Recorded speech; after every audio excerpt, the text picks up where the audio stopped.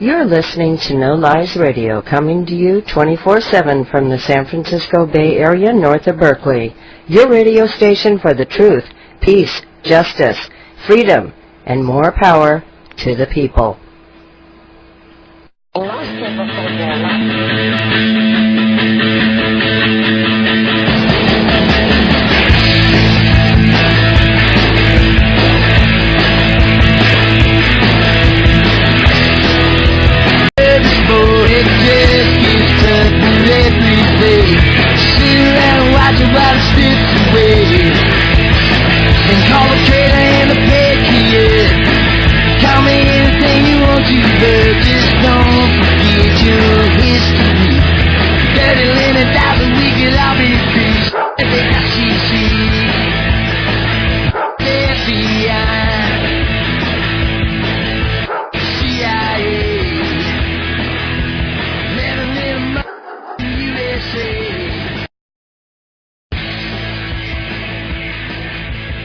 Welcome to Fair and Balanced with Kevin Barrett, the talk show telling the truth the other shows leave out. Today we're going to be facing a wide range of truths, beginning with the complicity of the Bush-Cheney administration in some of the worst war crimes yet to hit this benighted planet, and moving on to some deeper truths, including the spiritual truths of our situation. Maybe we'll get to some optimism, something you can do about these crimes. Well, we're going to start out with the hardcore. What can you do with the crimes? It is a beautiful day here in the Wisconsin woods, and it's an even more beautiful day up in Calgary, Alberta. Beautiful day, that is, for arresting war criminals.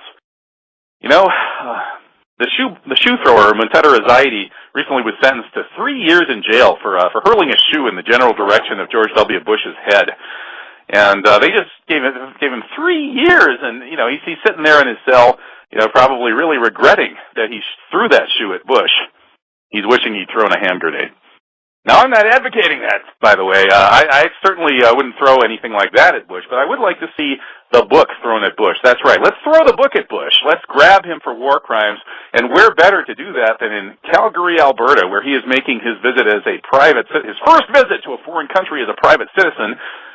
His last visit as an official was, of course, that wonderful trip to Iraq where he had to duck that pair of shoes shown by the hero, Montetta Zaidi, who's hopefully going to be feted and well taken care of during his 3 years of lockup over in still-occupied Iraq.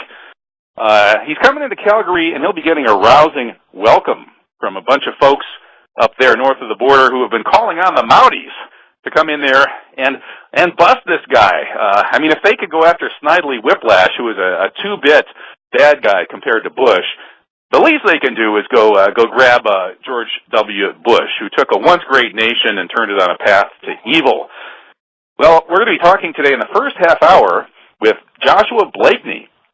He is a bit of an anti-war activist. He's worked out of London, UK. And now he's in the University of Lethbridge, where he's working in the Globalization Studies program with Professor Tony Hall, a recent and very strong, forthright voice of 9/11 truth and justice for war criminals, who published a great piece calling for Bush to be arrested for war crimes. Well, Josh Blakeney has worked closely with Tony Hall and a bunch of other great folks up there in Canada, and he is currently stationed in a room with a view. He's looking down out of his window at the plaza where Bush will very, very soon be setting foot up in Calgary. So if anything happens, he'll be the first to say it, and you'll be the first to hear it. Well, without further ado, let's let Josh come on and tell us what's happening up there in Calgary. Welcome, Josh Blakeney. How are you doing? Yeah, hi, Dr. Barrett. Thank you very much for having me. Yeah, I'm fine. I'm just having a coffee, looking out the window at the Teller Center, where the war criminal, a man who's massacred millions, is being welcomed and get rolled out the red carpet by the Canadian government. They're actually violating their own laws, and so we're here today to ask the RCMP, the Mounties, to answer the calls of Lawyers Against War, Ramsey Clark, who's one of the former Attorney General of the United States, and many other very righteous professors and scholars who said quite rightly your constitutional and international obligation is to reprimand this criminal. Well, indeed. In fact, I'm quoting from the recent piece written by Tony Hall, which went all over the Internet calling for Bush's arrest. Tony pointed out that the Nuremberg judges in the sentencing of the convicted Nazis stipulated that, quote, to initiate a war of aggression is not only an international crime, it is the supreme international crime, differing from other war crimes in that it contains within itself the accumulated evil of the whole. Now, if Bush isn't guilty of initiating a war of aggression, then whoever was? Indeed, and of course, this is the first time he's a private citizen entering a foreign country. So Canada's really got the world's eyes looking at them, because overwhelmingly so, the majority of the planet recognize Bush as a war criminal, and of course his Monica Lewinsky, Tony Blair. The time has come. We have to recognize either we're living in a tyranny and there's no rule of law, and it would seem that way, when the law professors are even scoffing at the law and declaring it to be merely a mechanism of the ruling class, then we really know that there's something going wrong. And this is the test today. We wouldn't let someone who's got too many speeding tickets come from the US into Canada, but yet we're going to let a man who's massacred millions, tortured thousands, and has committed the ultimate war crime, as you quite rightly adduced. So this is what we're asking for. We're here today not to protest, to demand. We're here to demand that the Canadian government really abide by their own laws. Otherwise, what's the Canadian Parliament for?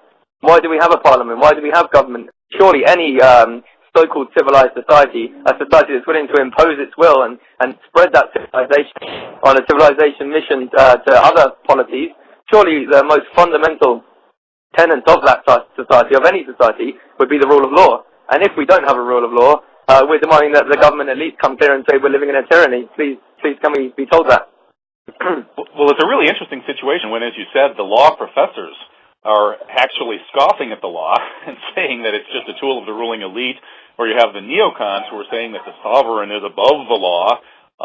These are apologists for absolute tyranny, and it's the people who are the last bastion of law and justice. Professor Francis Boyle, one of the great international law minds who teaches at the University of Illinois in Champaign-Urbana, has written a book called Protesting Power, in which he has urged people to conduct what he calls civil resistance. And he differentiates that from civil disobedience by pointing out that when you do civil disobedience, you're violating a law and saying, please come in and arrest me and throw the book at me because I think that this law is unjust in this situation.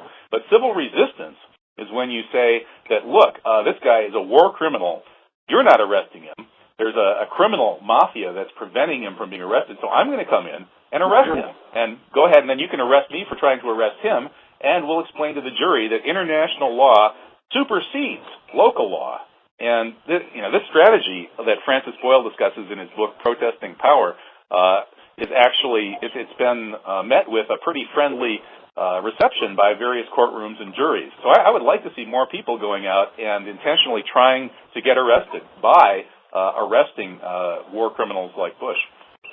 Well, indeed. I mean, that's how the British Empire was dragged down. The noble people like Gandhi, Kwame Nkrumah, these heroes, these anti-colonial heroes, they said that to the judge, if you believe your law is just, then I'm guilty because I don't recognize your law, and that's how all empires have actually crumbled in history. And so I believe, yeah, indeed. I mean, if I would like to go and make a citizen's arrest on a man who's credibly accused of war crimes, then I should be free to do so. And it's going to be very interesting, of course, reflecting upon this, right? Because once Bush is left, and no doubt he'll be protected far better than any of the soldiers he sent to Iraq were protected, whose tanks didn't have bulletproof glass and whose security men didn't always have bulletproof vests. But Bush will be protected very well. But after he leaves, of course, that's going to raise many profound questions.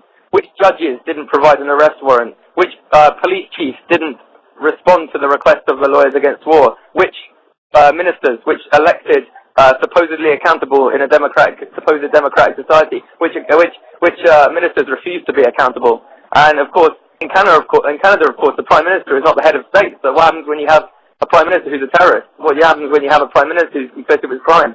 What happens when you have elected ministers? Well, actually, the head of state is the Queen in Canada, and so